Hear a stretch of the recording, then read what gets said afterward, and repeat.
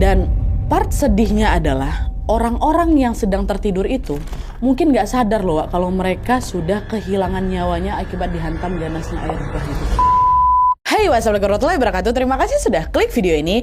Oke Wak, di malam ini seperti biasa aku akan membawakan satu kisah tentang bencana alam yang pernah terjadi di Indonesia, yaitu tragedi Situ Gintung yang ada di Tangerang, Banten pada tahun 2009 Wak. Tragedi ini diawali dengan hujan deras sehari semalam, lalu beberapa jam kemudian datanglah gelombang air bah yang meluluh lantakkan rumah warga pada saat mereka masih tertidur. Bencana yang terjadi hanya sebentar itu mampu mengakibatkan jatuhnya puluhan korban jiwa Wak. Saking dahsyatnya air bah yang menghantam kala itu, tragedi Situ Gintung ini disebut sebagai tsunami kecil yang sangat mematikan. Nah, penasaran gimana kisah selengkapnya? Jadi tanpa berlama-lama kita langsung masuk aja ke ceritanya ya.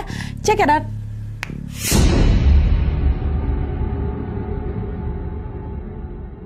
Oke Wak, sebelum aku masuk ke kronologi kejadiannya, aku mau jelasin sedikit profil tentang Situ Gintung ini dulu Wak ya. Nah, jadi Wak, Situ Gintung ini adalah sebuah waduk atau bendungan air yang terletak di Kecamatan Ciputat, Kota Tangerang, Provinsi Banten. Nah, Situ Gintung ini merupakan bagian dari Sungai Cisadane. Cisadane apa Cisadane sebutnya? Cisadane lah mungkin ya, maaf kalau salah. Yang mengalirkan air dari lereng Gunung Pangrango dan juga Gunung Salak Wak. Nah, menurut catatan sejarah, Situ Gintung ini pertama kali dibangun pada tahun 1932 sampai tahun 1933 atau di masa penjajahan Belanda. Nah, pada masa itu pemerintah Belanda ini ingin menjadikan Situ Gintung sebagai tempat untuk menampung air hujan dan juga untuk mengairi sawah atau ladang yang ada di sekitar area itu. Itulah kenapa Situ Gintung ini dibangun dengan luas yang sangat-sangat fantastis, yaitu sekitar 31 hektar. 31 hektar Wak ya, dan dengan kedalaman 10 meter. Nah, selain membangun bendungan Wak, kala itu pemerintah Belanda ini juga membangun pulau kecil di tengah-tengah waduk itu yang menyambung ke daratan. Jadi di antara luasnya perairan itu di tengah-tengahnya itu ada pulau Wak ya, kebayang ya. Nah, setelah proses pembangunan itu selesai, pemerintah Belanda pun mulai mempergunakan Situ Gintung sebagaimana mestinya, yaitu dipakai untuk menampung air atau menampung air hujan dan juga untuk irigasi Wak. Nah, pemanfaatan itu terus dilakukan selama berpuluh-puluh tahun sampai akhirnya pada tahun 1970 atau setelah Indonesia itu merdeka Wak, masyarakat pun mulai membangun pemukiman secara masif di sekitar Situ Gintung itu. Nah, selain dipadati oleh penduduk Wak, seiring berjalannya waktu, fungsi Situ Gintung sebagai waduk ini juga mulai sedikit berubah gitu Wak. Jadi masyarakat itu gak cuma menjadikan Situ Gintung ini sebagai bendungan aja, tapi juga sebagai tempat refreshing. Hampir tuh setiap sore Situ Gintung ini selalu dipadati oleh masyarakat yang ingin menikmati keindahan alam yang ada di sana. Dan rupanya hal itu berdampak besar Wak, karena dari situ banyaklah itu pebisnis-pebisnis yang tertarik untuk membangun wahana bermain di sana. Dari situ para pebisnis pun mengajukanlah permohonan kepada pemerintah untuk bisa mendirikan wahana wisata di area Situ Gintung itu. Dan ternyata pemerintah mengizinkan Wak. Nah, setelah diberi izin, ya udahlah mereka pun langsung lah itu kan membangun berbagai wahana wisata macam kolam renang, tempat outbound, dan juga restoran-restoran. Pembangunan itu tentunya menarik perhatian masyarakat yang ada di sekitar Situ Gintung maupun yang ada di luar Situ Gintung ya kan. Saking banyaknya warga yang tertarik Wak, wisata itu pun menjadi salah satu destinasi favorit bagi masyarakat Tangerang dan juga sekitarnya. Jadi udahlah dulu rame, sekarang makin rame lagi tuh. Nah, tapi di balik keramaian itu Wak, Situ Gintung ini menyimpan sebuah fakta yang bisa dibilang cukup menyedihkan, di mana pembangunan desa wisata di Situ Gintung itu ternyata tidak diimbangi dengan sistem pemeliharaan yang baik. Dan parahnya lagi Wak, Situ Gintung ini juga mengalami penyimpitan area yang sangat drastis. Tadi awalnya berapa hektar? 31 hektar kan? Tiba-tiba jadi 21 hektar. Kedalamannya pertama berapa? 10 meter. Jadi 4 meter aja. Nah, selain luas dan juga kedalaman wilayah yang berkurang lumayan drastis itu Wak, pengelola Situ Gintung yaitu pemerintah juga mulai lupa tuh kalau fungsi Situ Gintung ini adalah kan untuk membendung air ya kan, bukan untuk berwisata. Ya wisata tuh cuma untuk sekedar tambahan aja lah. Nah, hal itulah yang secara tidak langsung membuat pengelola pun mengabaikan pemeliharaan pada Situ Gintung. Dan karena tidak dipelihara dengan baik ya, semakin lama Situ Gintung pun mengalami berbagai kerusakan tuh, macam besinya udah mulai lapuk, pintu airnya juga udah mulai rusak, salurannya terhambat, bahkan ada juga air yang ditampung di dalam waduk tuh udah mulai merembes tuh di sisi-sisi tanggul. Nah, meskipun sudah ada tanda-tanda kerusakan mungkin pada saat itu belum ada pihak yang sadar tuh.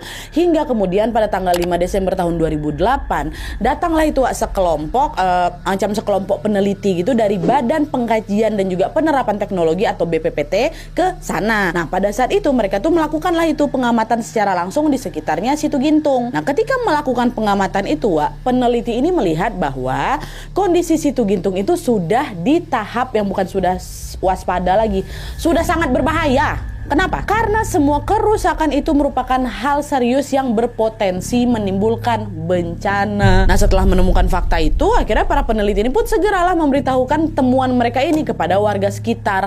Dan dari situlah warga sekitar tuh akhirnya tahu nih kalau Situ Gintung ternyata sedang tidak baik-baik aja nih. Khawatir kerusakan itu menjadi semakin parah lagi, warga pun akhirnya mengajukan tuntutan pada pihak pengelola supaya cepatlah itu lakukanlah perbaikan ke Situ Gintung gitu kan. Warga bilang lagi, "Pak, Situ Gintung ini kayak udah mulai parah lah Pak, tolonglah dibetulin soalnya kan ini menyangkut keselamatan kami yang tinggal di situ Pak," kata gitu. Nah, di situ pengelola jawab, masa sih kalau kami tengok kayak Situ Gintung aman-aman aja lah, nggak ada yang perlu kalian khawatirkan kayaknya.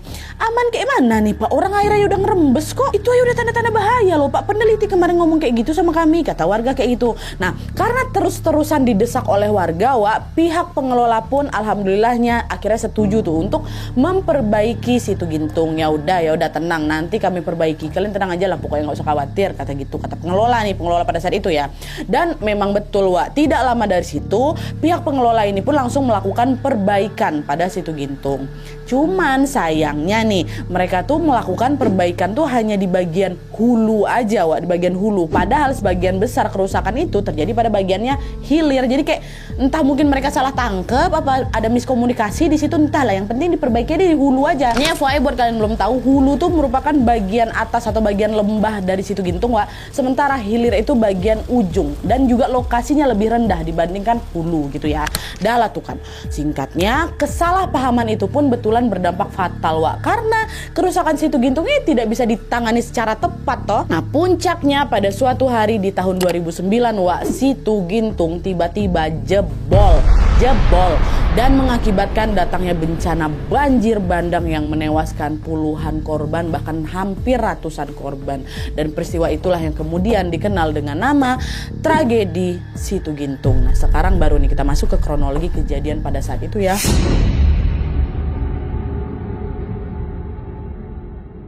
Nah, jadi ceritanya pada tanggal 26 Maret 2009 area Situ Gintung itu lagi hujan deras selama sehari semalam tuh.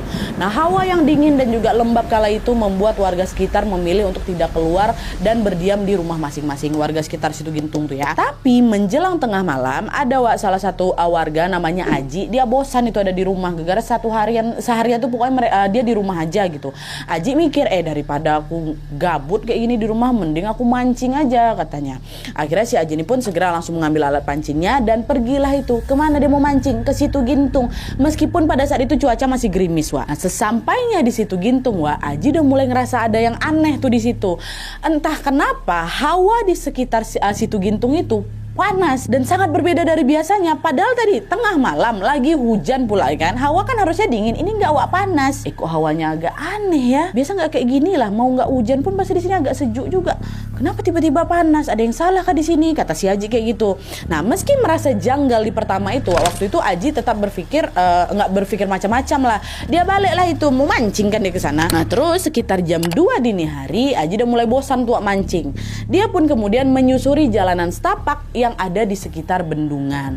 Nah, waktu dia lagi jalan di situ, Aji melihat beberapa bagian tanggul itu udah rusak dan menyebabkan air meluap ke daratan. Ini udah mulai ada tanda-tandanya nih. Nah, khawatir luapan itu jadi semakin banyak, Aji pun langsung berlari ke pemukiman untuk memperingatkan warga akan datangnya bahaya. Betul, turun dia langsung berkeliling ke rumah-rumah warga tuh sambil berteriak, "Bapak, Ibu, hati-hati, Situ Gintung meluap," katanya. "Bapak, Ibu, hati-hati, Situ Gintung meluap," gitu. Tapi meskipun dia berteriak dan mengerahkan segala tenaganya, gak banyak warga yang ngegubris teriakannya si Aji. Ngapa? Itu jam 2 malam. Sebagian besar dari mereka yang masih tertidur lelap, Nah, Nah di sisi lain hujan yang kala itu masih turun pun membuat volume air yang ada di Situ Gintung itu pun jadi makin besar lagi. Nah biasanya apabila volume air ini lagi naik-naiknya Wak, sebagian dari air itu akan dialirkan ke Sungai Cisadane tadi itulah, melewati 2 pintu. Ada pintu barat, ada juga pintu timur. Tapi gegara waktu itu apa? Pintu itu kan rusak kan. Alhasil volume air turun itu pun tidak terbendung dan mulai meluap secara perlahan-lahan. Nah di saat ini airnya meluap ya. Nah di saat airnya meluap, alarm di sekitar tanggul itu sebenarnya langsung nyala untuk bisa memperingatkan warga. Dan FYI juga di Situ Gintung itu memang ada alarm tanda bahaya gitu loh.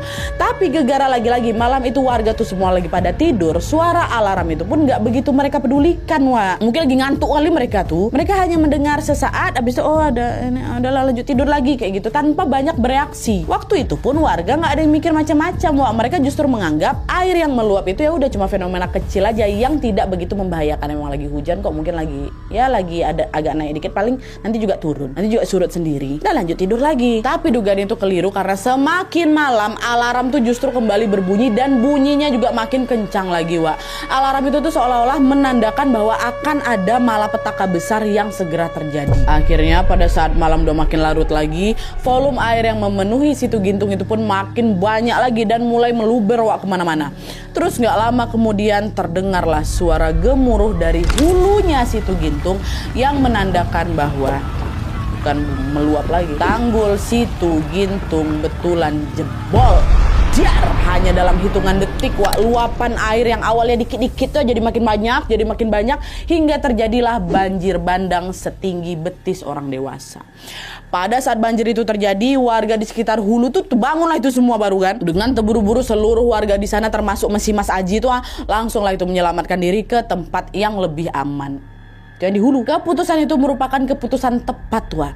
Karena tidak lama dari itu datanglah lagi gelombang air bah yang jauh lebih dahsyat dari sebelumnya Wak. Pada saat itu Situ Gintung langsung memuntahkan 2,1 juta meter kubik air bah bercampur lumpur yang langsung menerjang pemukiman warga yang ada di bawah. Tapi gegara warga hulu ini berhasil mengungsi duluan tuh, air bah itu pun nggak sampai menyentuh mereka Wak. Dengan kata lain warga-warga hulu selamat. Tapi itu kan ya tadi ku bilang itu kan baru yang di sekitar hulu aja. Terus kayak gimana nasib mereka yang tinggal di hilir? Nah ternyata Wak, ketika banjir pertama yang tadi itu terjadi, warga di sekitar hilir belum tahu apa-apa. Mereka masih ketiduran Wak. Dan ketidaktahuan itulah yang memicu terjadinya petaka yang jauh lebih besar lagi. Karena pada jam 4 pagi gelombang air bah dari hulu mulai turun dan menerjang pemukiman warga yang ada di area hilir. Dan sebagaimana air yang mengalir dari tempat tinggi ke tempat rendah Wak, air bah itu pun langsung memporak-porandakan seluruh rumah warga yang ada di area hilir. Sebagian besar dari mereka cukup beruntung karena mereka sempat bangun dan langsung menyelamatkan diri dengan sisa-sisa tenaga yang ada. Ada yang waktu itu sempat naik ke atas genteng, ada yang berpegangan di kayu, ada yang berusaha berenang. Pokoknya pada saat itu tuh mereka mengerahkan seluruh tenaga mereka untuk bisa bertahan supaya nggak hanyut amat derasnya air itu kan. Tapi naasnya sebagian warga masih terlelap Wak, sehingga mereka pun tidak selamat karena tidak sempat melarikan diri. Dan part sedihnya adalah orang-orang yang sedang tertidur itu mungkin gak sadar loh Wak, kalau mereka sudah kehilangan nyawanya akibat dihantam ganasnya air bah itu. Menurut data pemerintah Wak, jebolnya tanggul Situ Gintung itu mengakibatkan 99 orang meninggal dunia dan menyebabkan sekitar 100 orang hilang tanpa diketahui keberadaannya. Dan juga selain itu bencana Situ Gintung ini juga meluluh lantakan sekitar 300 pemukiman warga dan desa mereka itu sempat menjadi kayak desa mati lah gitu karena macam itu tadi ku bilang tsunami kecil, rata semuanya. Tapi di balik kejadian yang sangat mengiris hati itu Wak, sebenarnya ada sebuah kisah yang cukup mengharukan dan juga pastinya mengingatkan kita pada kebesaran Allah Subhanahu wa taala, yaitu kisah tentang kokohnya masjid di tengah hantaman air bah yang sangat dahsyat itu. Jadi ceritanya nih sesaat sebelum sholat subuh Wak, warga sekitar Situ Gintung yang sudah dihantam banjir setinggi betis yang pertama kali itu tidak menyurutkan semangat mereka untuk tetap berangkat sholat berjamaah di masjid. Nah masjid ini namanya Masjid Jabalur Rahmah ya. Ketika waktu subuh, muazin pun langsung mengumandangkan azan untuk memanggil jemaah supaya mendirikan sholat. Dan ketika azan subuh sampai di kalimat hayyalas sholah, ya kan? di situ air bah kembali datang, itu yang kedua kali, dan langsung menerjang semua yang ada di sana. Tapi Masya Allahnya Wak, dengan kuasa Allah Subhanahu Wa Taala, Masjid Jabal Rahmah itu tetap berdiri kokoh dan hanya mengalami kerusakan-kerusakan kecil di bagian itu pun bagian pagar. Dan selain itu apa? Semua jemaah yang ada di dalam masjid itu selamat, nggak ada yang kena air sama sekali. Padahal semua bangunan yang ada kanan, kiri, depan, belakang itu udah rusak parah, udah rata sama tanah bahkan. Masjid kokoh Wak, Masya Allah. Akhirnya udah nih, singkat cerita, setelah bencana itu terjadi Wak, warga Situgintung yang selamat ini pun bahu-membahu melakukan evakuasi korban bersama juga dengan tim SAR. Mereka melakukan upaya terbaik untuk bisa menyelamatkan korban yang masih hidup dan juga memakamkan korban yang sudah meninggal dunia secara layak. Lalu beberapa hari kemudian, para sukarelawan dari seluruh wilayah Indonesia pun mulai itu berdatangan juga untuk bisa mengelurkan bantuan mereka. Datang nih kan mereka semua. Mereka mengirimkan stok makanan, pakaian, obat-obatan, bahkan terjun langsung ke lapangan untuk membantu proses evakuasi. Dan setelah keadaan mulai kondusif, pemerintah pun segera langsung melakukan penelitian nih untuk mengetahui penyebab jebolnya tanggul Situgintung ini. Pada saat itu ada silang pendapat antara pemerintah dan juga ilmuwan yang pernah meneliti kondisi Situgintung. Nah, perbedaan itu sempat memicu ketegangan gitulah di antara keduanya, serta juga sempat menimbulkan kontroversi di kalangan masyarakat. Nah, di sini aku sedikit mau membahas perbedaan pendapat mereka ini apa-apa aja ya. Nah jadi Wak, setelah bencana mengerikan itu terjadi, beberapa pihak ini pun mulai mencari tahu lah kan apa penyebab jebolnya tanggul Situgintung itu. Nah pada saat itu Wak, pemerintah yang diwakili oleh Bapak Djoko Kirmanto selaku Menteri Pekerjaan Umum kala itu berkata, ini nih kayaknya yang bikin tanggulnya jebol tuh ya gegara kemarin hujan deras seharian tulah, kata Pak Djoko.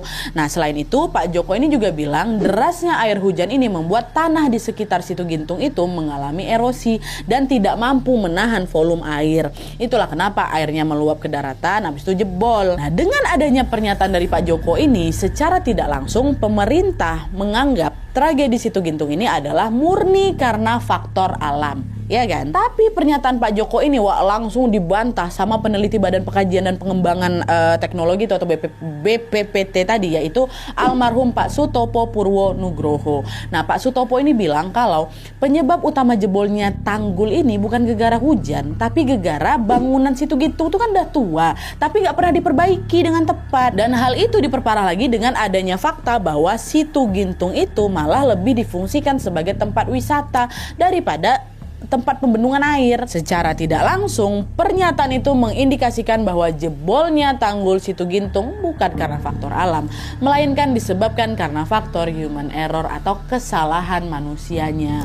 Nah, silang pendapat antara dua orang tadi Wak, rupanya menimbulkan sedikit kontroversi itu di masyarakat. Sebagian dari masyarakat setuju dengan pendapatnya Pak Sutopo, sementara sebagian lagi setuju dengan pendapatnya Pak Djoko. Dan hal itu berlangsung kurang lebih selama 1 tahun, sampai akhirnya di tahun 2010 BPPT pun mengeluarkan sebuah jurnal penelitian terkait bencana Situgintung ini. Mereka ngeluarin jurnal tuh. Nah, di penelitian itu BPPT menulis kalau curah hujan yang terjadi di malam kejadian atau malam sebelum tanggul itu jebol berkisar sekitar 113,2 mm per hari. Dan angka itu tergolong normal dan bukan termasuk hujan ekstrim kok. Dan gak cuma itu aja Wak, BPPT ini juga menulis bahwa pemerintah Belanda yang notabene-nya adalah pihak yang membangun Situgintung pertama kali tidak mendesain bangunan itu dengan umur ratusan tahun. Artinya apa? Situgintung ini seharusnya dibangun kembali secara berkala. Supaya apa? Supaya tetap kokoh. Nah, selain faktor usia bangunan Wak, jebolnya Situgintung itu juga terjadi karena berubahnya fungsi lahan. Dari awalnya itu adalah area pertanian, berubah jadi area pemukiman. Nah, perubahan itu merupakan kesalahan besar yang seharusnya tidak dilakukan oleh pengelola.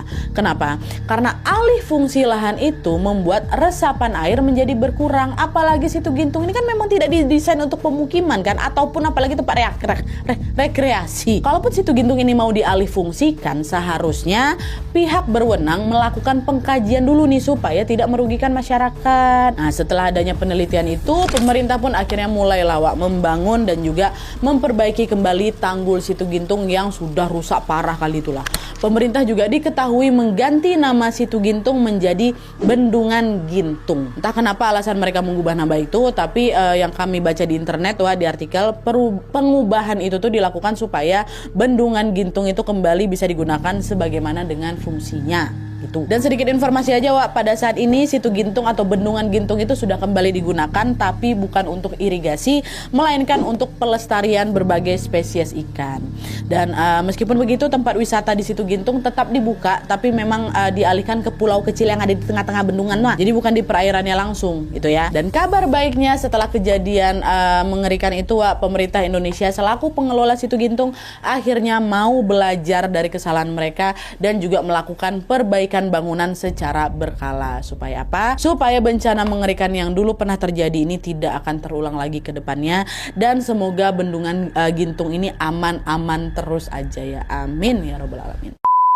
Oke Wak, jadi itu tadi kisah tentang bencana jebolnya tanggul Situ Gintung.